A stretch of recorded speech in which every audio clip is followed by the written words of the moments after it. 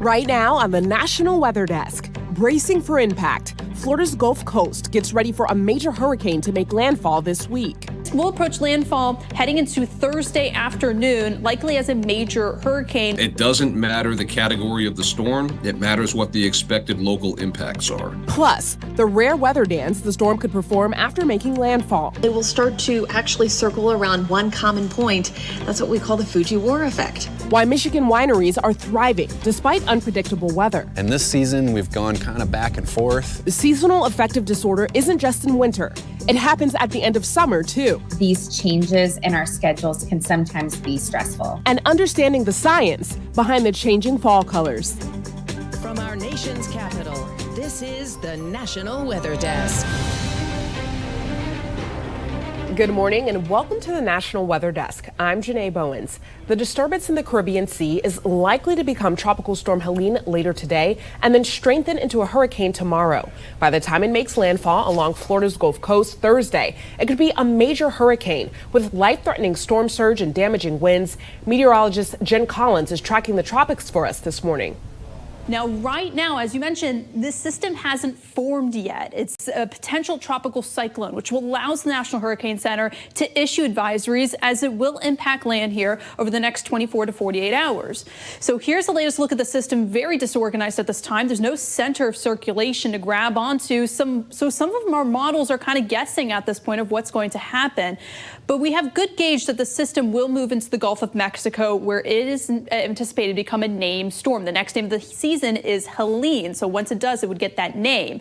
And then will approach landfall heading into Thursday afternoon, likely as a major hurricane before moving onshore. Again, the impacts from the system will extend away from the center of the storm, and the exact center of the storm can be anywhere from Panama City to the Tampa Bay area on Thursday. Folks along the Gulf Coast are getting ready for Helene's arrival, and they aren't taking any chances. We have two reports, starting with Karis Harmon in Pensacola, Florida. It doesn't matter the category of the storm. It matters what the expected local impacts are. So you can have a fast-moving Cat 1 that's disorganized, that blows through an area and doesn't cause a whole lot of damage. And you can have a slow-moving tropical storm that can sit on an area and drop tens upon tens of inches of rain and cause billions of dollars in damage. Patrick Maddox is the director of public safety for Okaloosa County. He says currently the county has 2 calls a day with the Florida Division of Emergency Management and 1 call a day with the National Weather Service. The key message is that these forecasts can change. So every time we put out an update, there's a little caveat there that says on the current forecast track, because those can move left, they can move right. Every single storm is different.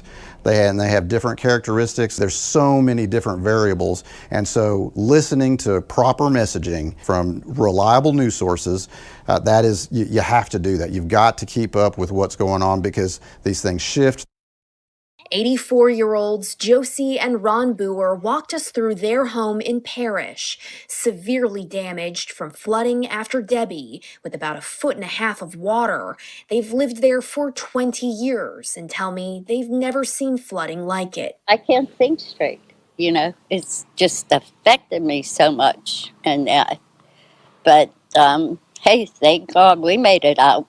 They, along with their neighbors and many families in both Sarasota and Manatee counties, are still rebuilding after Debbie inundated some areas with flooding and rain back in August. The couple is doing their best to forge ahead, though the idea of another storm brewing and what impacts, if any, they could see again is a lot to grasp. I couldn't take it.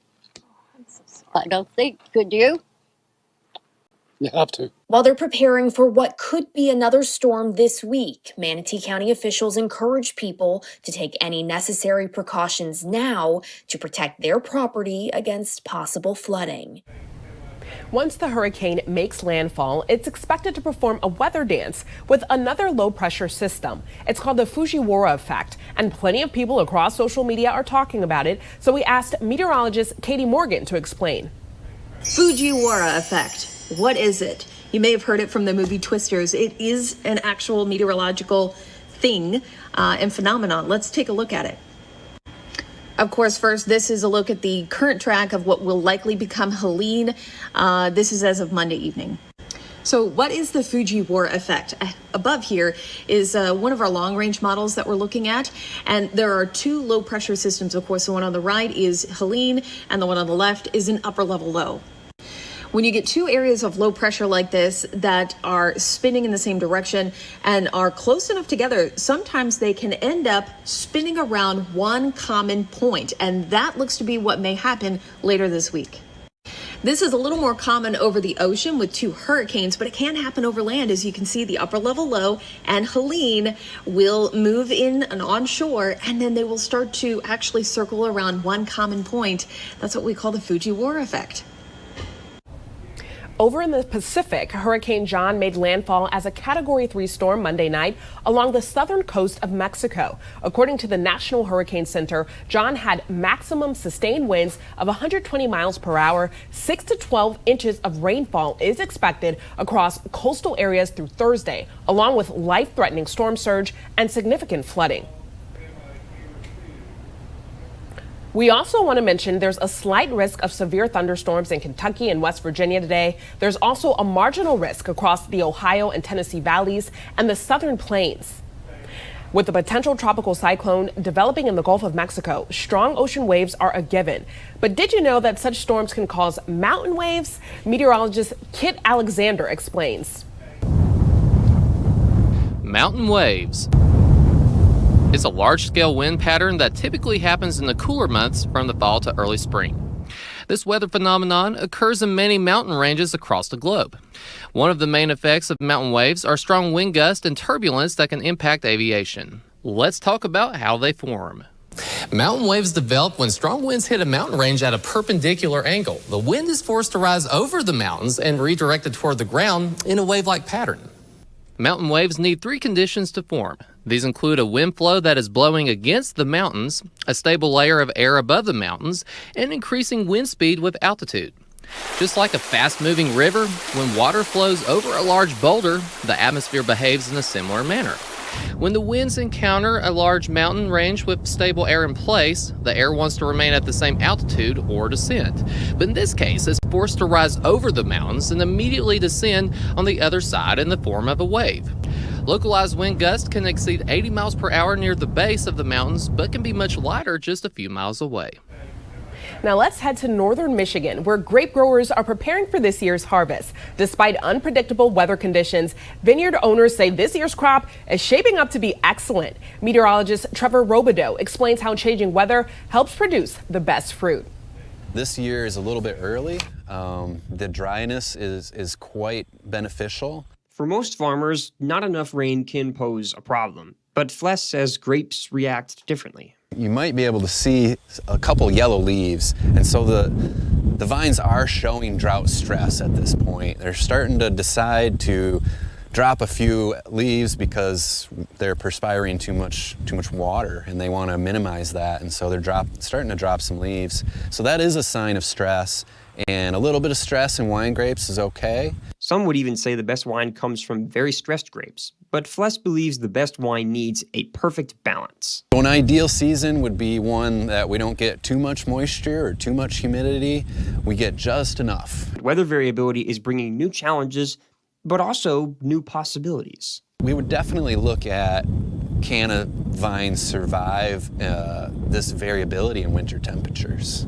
So climate change is on our minds, certainly, I think. Can this variety thrive? Maybe there's a variety that we haven't typically grown in Michigan that could now start to become more reliable. 2024 harvest stands to be an excellent harvest. The quality should be very high.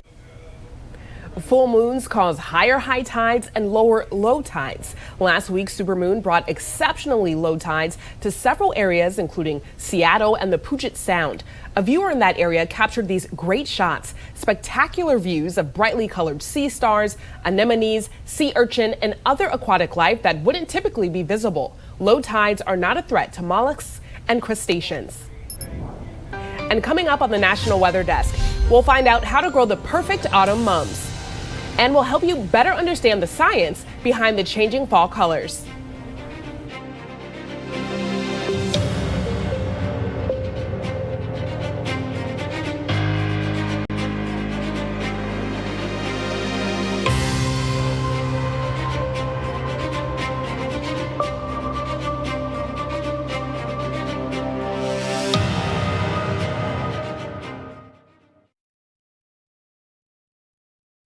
I'm meteorologist Charlie Lopresti with Look at the Northeast. We have more pleasant weather on tap for today. Look for a lot of sunshine in the Northeast. That's about, 7 o'clock in the morning.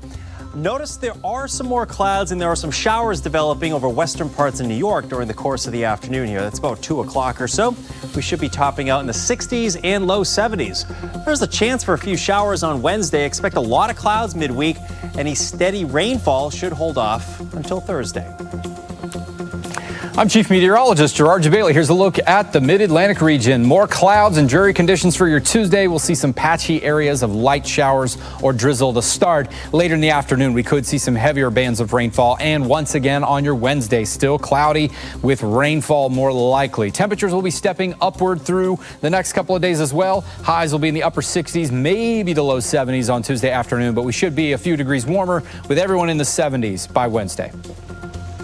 I'm meteorologist Charlotte Carl. Here is a look at your high temperatures for this afternoon. We're dealing with the low in mid 80s up in the further northern portions of our area, and then low 90s everywhere else. We'll have a frontal boundary make its way through the northwestern portions of Mississippi, Alabama, and even into northern Georgia. However, the main thing that we are talking about is this tropical system moving through the area, most likely to make landfall somewhere in the Big Bend of Florida later in the week.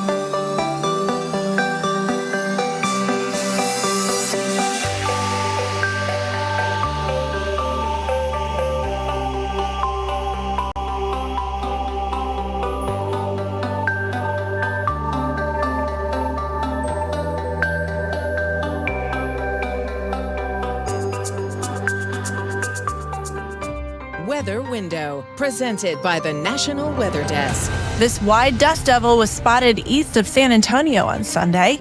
They form when a pocket of hot air near the surface rises quickly through cooler air, forming an updraft. A viewer in Maine caught up with this moose as it was out for a Sunday morning stroll. And the Rocky Mountains are seeing plenty of fall colors, including here in Utah. Want to see your weather photos and videos on TV? Click Chime In on this station's website to share.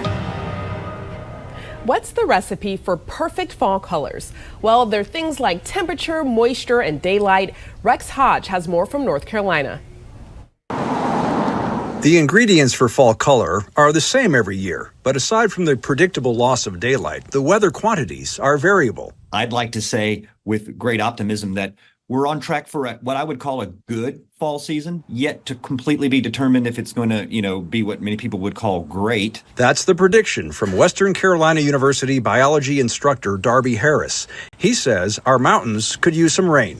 Severe drought could be a problem, but we're not there yet. And Harris says sunny days and cooler weather into the mid-40s or upper 30s are needed too. Cooler nights is really what would be helpful for peak color production. Dabs of yellows and oranges dot the landscape around the Blue Ridge Parkway as photosynthesis is underway. That brisk temperature can add to the palette. You get more red production in the trees that produce a red pigment. It's beautiful up here, yeah. Emily Grimes is enjoying getting out of Raleigh and taking some mountain hikes. There were a lot of reds, and there were a lot of leaves on the ground, and there were so many different climates in there. You see the leaves change in the different climates. At 5,000 feet along the Blue Ridge Parkway, a visiting family from Pennsylvania taking in the newly changing season with their young children. It's absolutely stunning. It's beautiful out here. For them, the timing to visit is just right. It's not too busy, not too crowded, but at the same time, the views are stunning. Just how this tapestry will change in coming weeks depends on an artist called Mother Nature. Although summer has come to an end, it doesn't mean the end of gardening season. In fact, in some areas right now is prime time for mums. Meteorologist Amy Aronson spoke to an expert about why this time of year is perfect for these colorful fall plants. Number one, the temperatures are way cooler than they have been. I mean, we've really suffered through some over 100 degrees all this summer, which has really made it tough on these plants. Now's the best time, especially after a day like today where it's got some rain, the ground is soft and really easy to work. You want to get these perennials, annuals, trees, shrubs in the ground, get them watered in so they can get established so they can survive through the winter. And then come spring, they're all set. So this is really the best time to plant. And it's the best time to plant mums too. The mums, the pansies, celosia, they all love cooler temperatures and they thrive in cooler temperatures. And look at the colors they come in. We've got the yellows, the oranges, the reds, all these nice fall colors. They just are very happy this time of year. And I don't know about you, but I'm ready for a change at home because all my things are looking a little tired. And here's the secret to giving these mums a long life. The first thing you should do is buy mums that are tightly budded. So you don't want the ones that are all bloomed out at the store because they're not going to last as long for you. Second thing is water them, water in the soil. Do not water the tops of the leaves or the flowers because that's what's going to make them like not look as pretty and get little brown spots. Okay. And if you do all these things, these mums should last through the fall. If the weather stays in our favor, they should last through Thanksgiving. I mean, they're not going to make it through a frost, nothing is. In Baltimore, Maryland, I'm meteorologist Amy Aronson. For many people, the change of seasons doesn't just signal the start of more colorful leaves and cooler temperatures, but a change in mood. Barbara Morse spoke to an expert to learn more about seasonal affective disorder. We associate the summer with this joy and freedom and lack of structure. Pool time, lazy days at the beach, the sun, the heat. I often joke that there's like a dopamine crash for some people when the fun of summer activities end and we start adjusting back to these busier schedules of school and work. Ashley Karpinski is the executive director of behavioral health at CVS.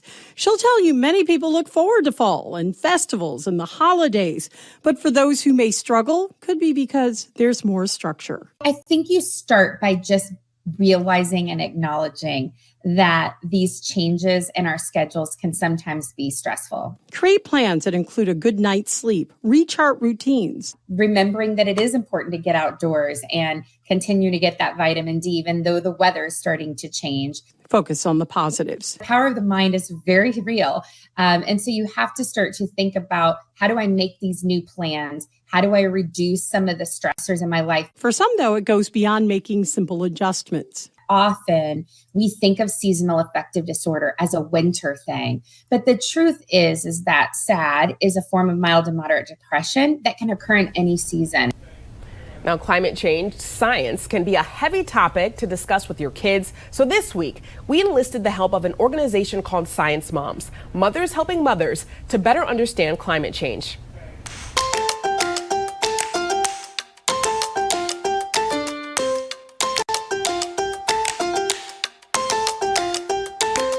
So we've already seen, from a perspective over the last few decades that our temperatures have been increasing.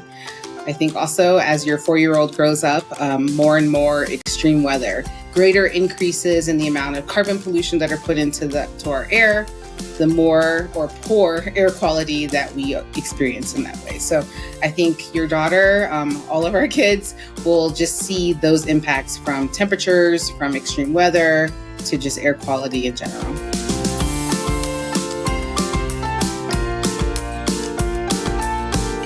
Yes, so I think it could be good. It could not be, right?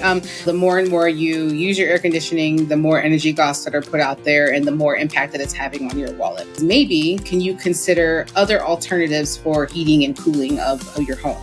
So you could consider something like a heat pump, which is sort of an air conditioning unit and heating system in one.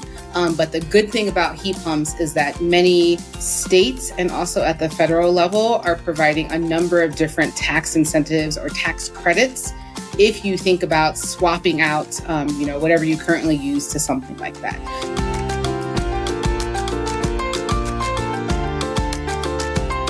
But I think it's really important for kids to have those feelings, right? And for us as parents to really normalize that it's okay to have those feelings if you're scared, if you're anxious about it.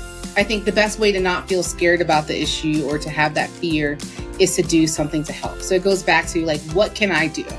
So if you feel as though you're contributing to the larger problem or to help solve the larger problem, then you feel a little bit less scared or anxious. To hear Dr. Burt answer even more of your climate questions, check out this week's episode of our podcast, Off the Radar. Find it anywhere you listen to podcasts.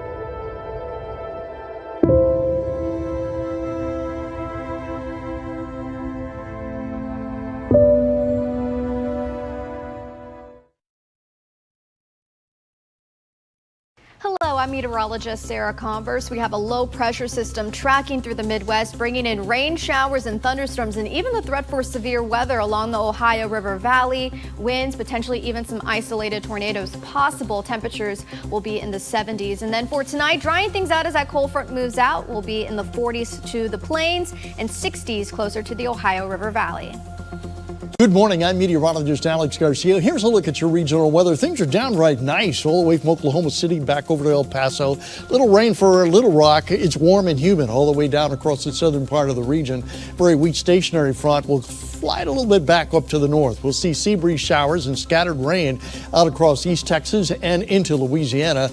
Temperatures will stay cool up north, but boy, will really warm up down south. I'm meteorologist Alex Garcia. That's a look at your regional weather.